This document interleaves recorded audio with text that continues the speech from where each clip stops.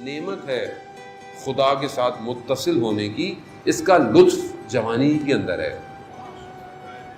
جوانی کے اندر ہے. یعنی یہ جس کو یہ لذت مل جائے نا خدا سے بات کرنے کی، خدا سے گفتگو کرنے کی، پھر وہ دنیا میں کسی سے باتیں نہیں کرتا.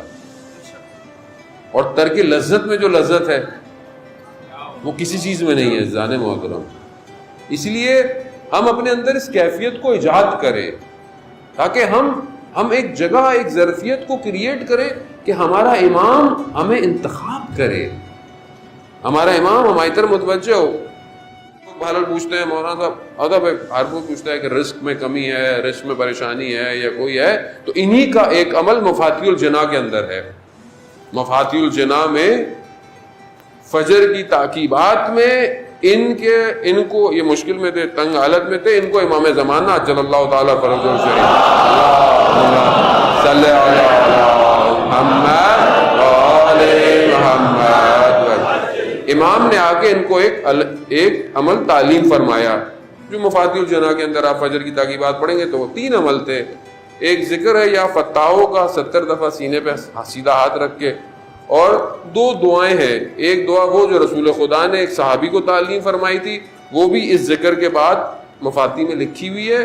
تیسری دعا ابن فہد نے جو امام رضا نے تعلیم فرمائی تھی، وہ دعا مفاتیح میں اس ذکر سے پہلے ہے، آرڈر الگ ہے، لیکن آپ کو پہلے ذکر پڑھنا ہے، پھر وہ چھوٹی دعا ہے اور پھر تھوڑی سی بڑی سی دعا ہے امام رضا کی.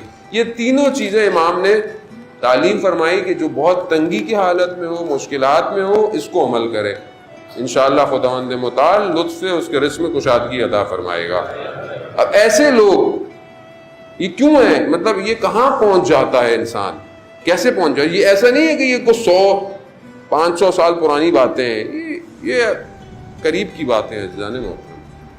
یعنی اس طرح کے بہت سارے علماء کو ہم نے خود اپنی زندگی میں بھی دیکھا ہے. بہرحال اللہ کرے کہ ہمارے پر بھی کوئی اثر پڑ جائے ان کا، لیکن دیکھا ہے ہم نے اپنے درسوں میں دیکھا. ہمارے اساتذہ آتے تھے، دیکھتے تھے حالت کو اور فوراً اپنا سر دیوار سے لگا کر کہتے تھے یہ ابن الحسن یا امام زمان. یعنی ہر وقت دائم الذکر، ذکر کی حالت میں امام کو حاضر پا رہے ہیں. ہمیں اسی وادی میں داخل ہونا ہے عزیزان محترم، اور اس کے لیے کہیں جانا نہیں ہے، جہاں ہے وہیں معاملات کو صحیح کرنا ہے.